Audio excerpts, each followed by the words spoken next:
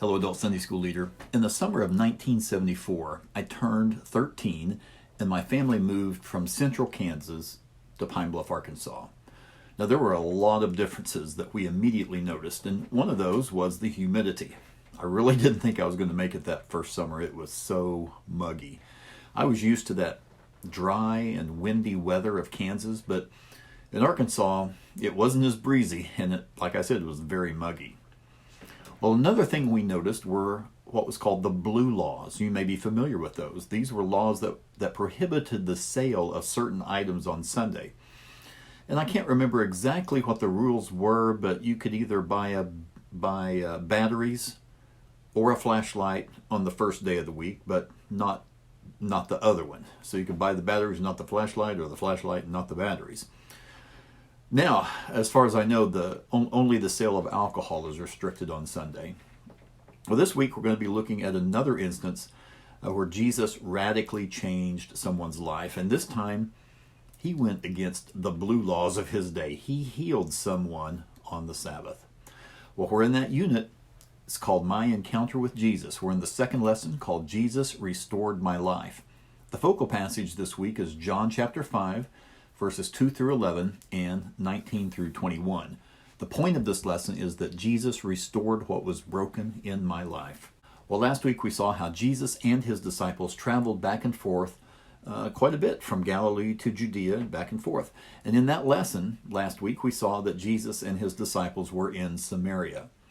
Now, after Jesus' ministry in Samaria, we know from the Synoptic Gospels that he spent considerable time ministering in Galilee. And then we get to the end of John 4, and there's that story of the healing of the royal official's son, which only John records. Now, John takes us back to Jerusalem, and he records a remarkable healing at the Pool of Bethesda. So we're in chapter 5 now, and we're not told what feast Jesus had come to Jerusalem for, so it's, I guess, probably not too important for the story, except to clarify that this was a historical event. So that takes us to our first set of scriptures in John chapter 5, verses 2 through 7.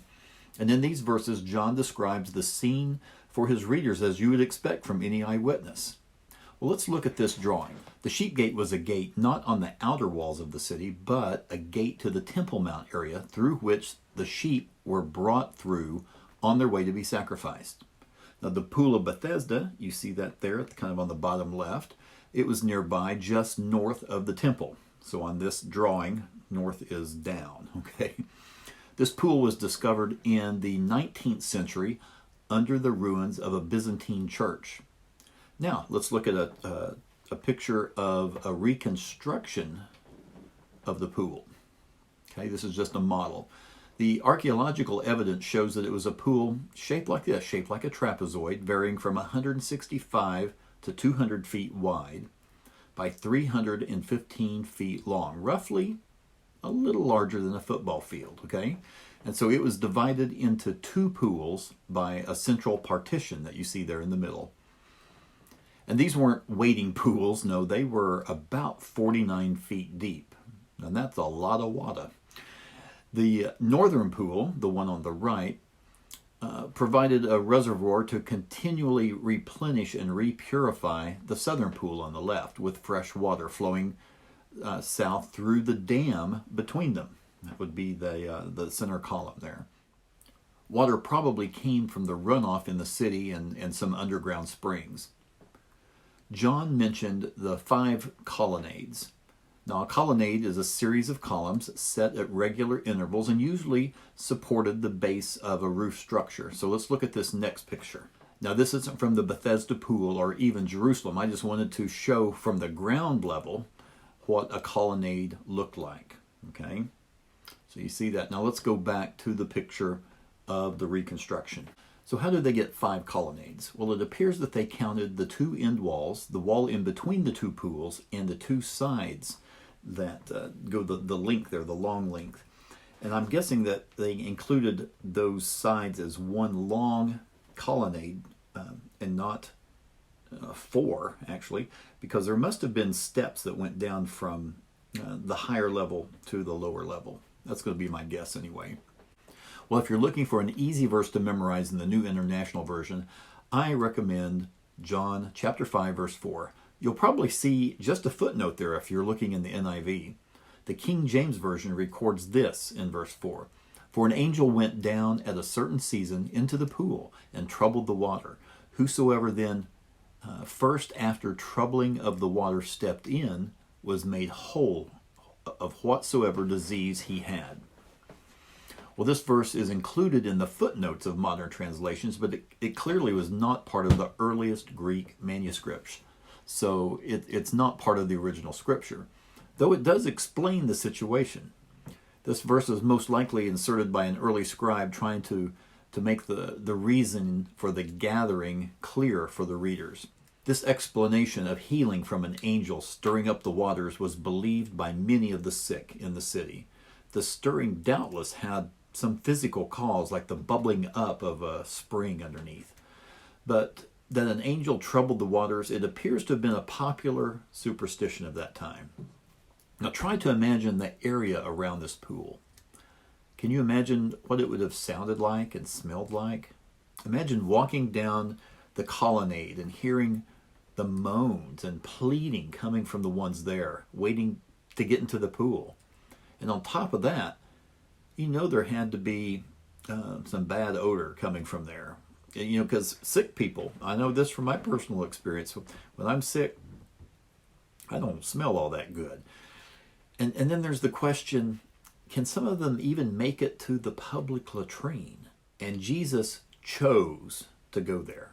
Just like he chose to go through Samaria in last week's lesson. Jesus often went to those unpopular places and hung out with social outcasts to proclaim the good news.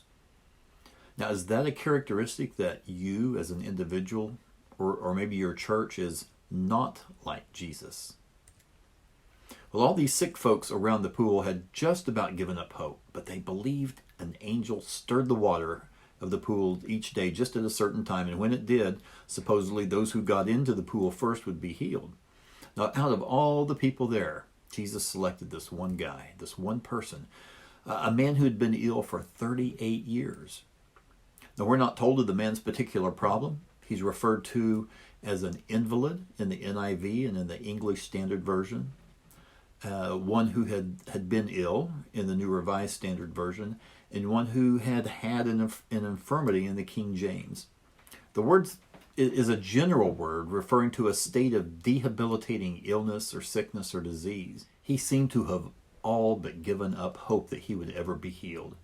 He knew he couldn't get into the pool on his own, and there was no one there willing to help him. He seemed resigned to his chronic illness, even when he was offered assistance by the Son of God himself.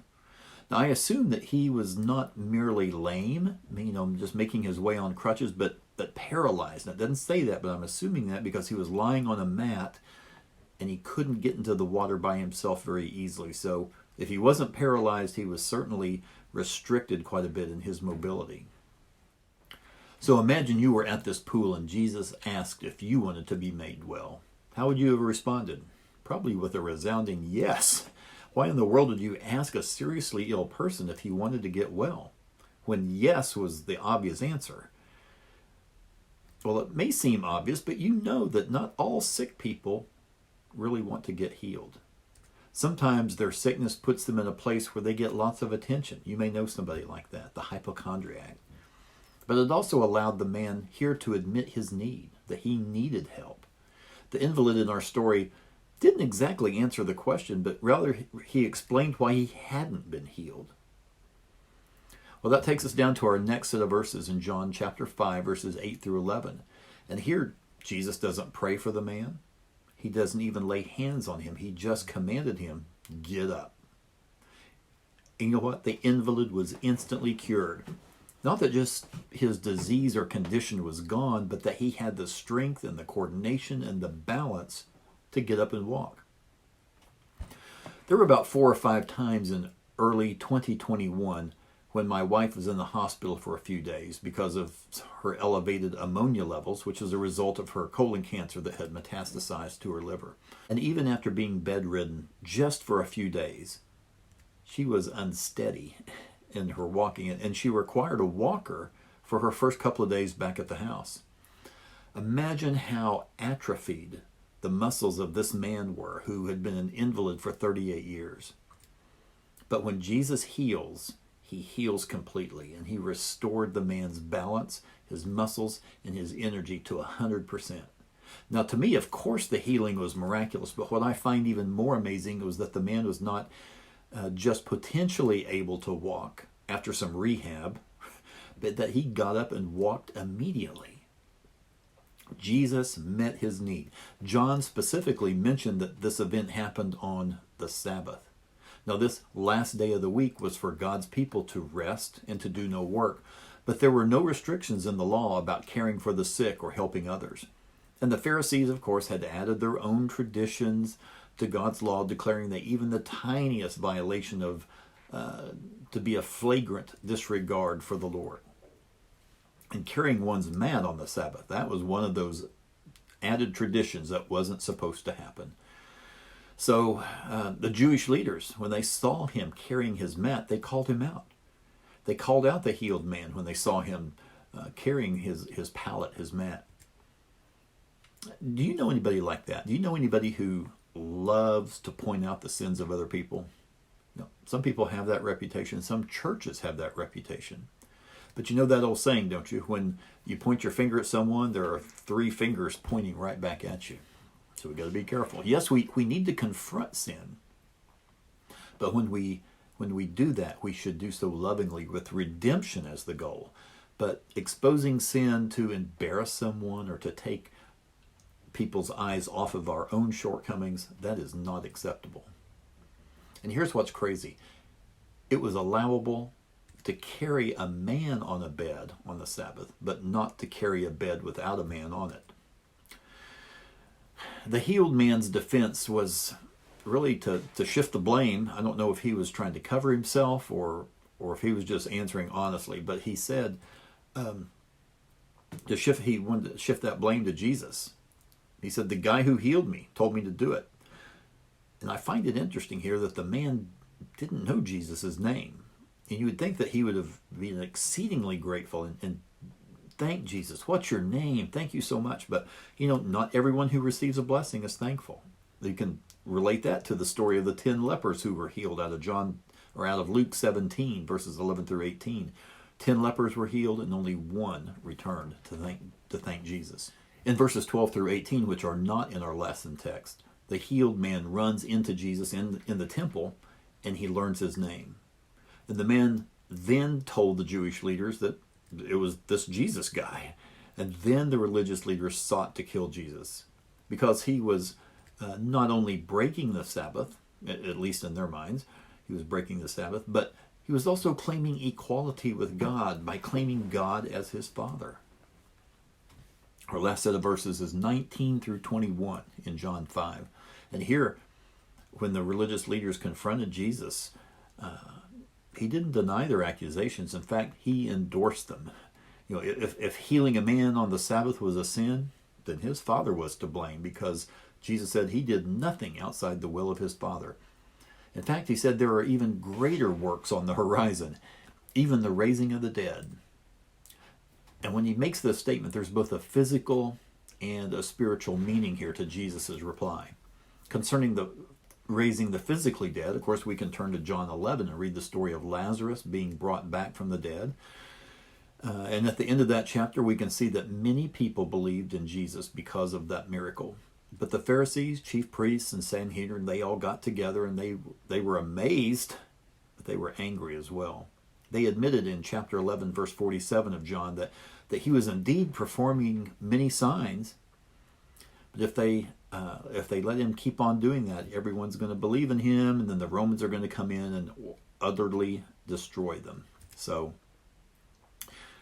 they sought to kill the man, to kill the one who had the power to raise the dead. But he would ultimately be the one who would rise from the dead. So we had the physical side, but Jesus also gives us spiritual life as well. And while the healed man would eventually die, the spiritual life that Jesus gives is eternal. Later on in this chapter, verse 24 through 30, Jesus further explains this. Jesus physically restored the man in our story, and I believe he continues to do so today. But Not everyone who asks to be physically restored is healed, are they? But here's the thing. Jesus does restore everyone who asks for spiritual restoration. We can look in Romans 10:13 and see that everyone who calls on the name of the Lord will be saved. As you close out your class this week, take time to pray for healing for folks who need physical healing, emotional, mental healing, and perhaps even list out the first names of people whom your class knows needs a spiritual healing, needs that salvation, and pray for these folks. And don't forget to use this unit on encounters with Jesus to allow your folks in your class to share their Jesus encounter story. Well, next week we're in John chapter 8, going to be looking at that woman caught in adultery. That'll be a good one. So thank you guys very much. Don't forget, pray for and with your class.